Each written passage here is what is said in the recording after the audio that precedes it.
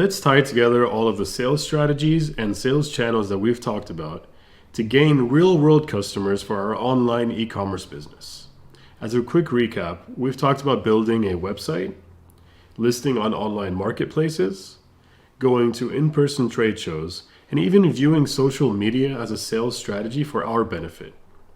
A comprehensive sales channel is one that ties in all of these channels and all of these marketplaces to continually track our progress along the way and convert customers. There are 4 major targets that I would like to talk about for a sales strategy, and let's go through all 4 of them together. All of these, by the way, are summarized in detail in our document kit document 5.10, where we provide worksheets for each of these major targets and how to track each of them. So the first target would be that a comprehensive sales strategy is one that takes all demographics, psychographics, and buying behavior factors that we previously identified in the program into account and takes these into account for our sales strategies as well. For example, for our sustainable wood furniture company, one of the demographics I identified that I want to make sure I'm targeting would be the age range of 25 to 34, a 50-50 mix of male and female customers. Those male and female customers would be middle to high income earners with bachelor degrees, and they're likely to like traveling, woodworking, interior design, and looking at quality and durability in products.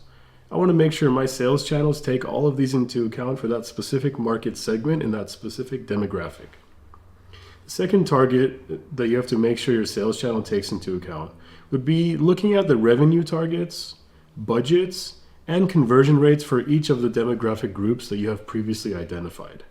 For example, from this demographic group that we talked about, the 25 to 34 age, I want to make sure to make at least $100,000 annually from them. And I want to do this with about a $1,500 per month advertising budget. And I want to track and try to hit a 25% customer return rate. It's important to track your budget. It's important to track all these KPIs in the channels to ensure I'm efficiently spending my budget and continuously tweaking the sales strategy to enhance sales and engagement with my company. These KPIs and these methods to track them are also provided in Document Kit 5.8 worksheet.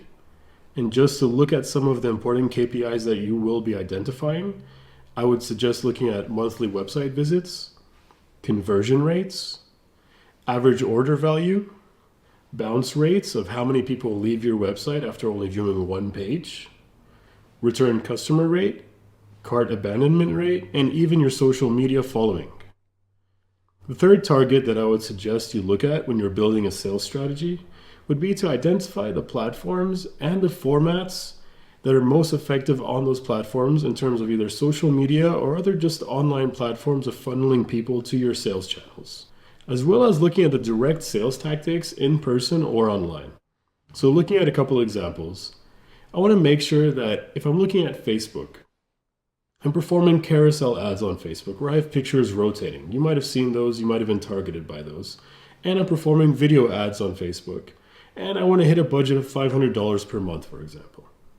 For direct sales, I want to make sure that I'm doing promotional emails, engaging the people that have visited me at trade shows and engaged me at my stand, keeping them up to date with new products, new sales, and maybe even different trade shows I'm going to be at so they can come visit me again.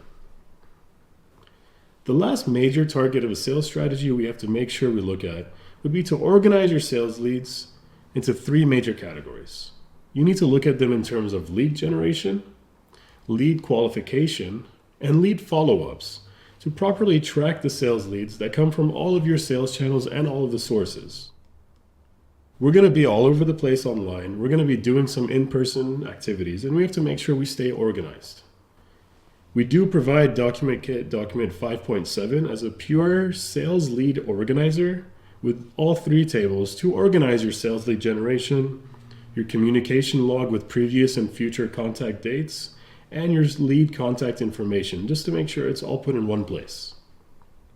So after all of this is put together, you should have a comprehensive sales strategy and be aware of all the major sales channels to look at whenever you're developing your brand and your product offering. The next step now is to look at pricing strategies and develop the correct price points for our products to make sure we're going to be selling them and staying profitable. We're going to be doing that through the upcoming videos in MFP 6. So let's go do that together.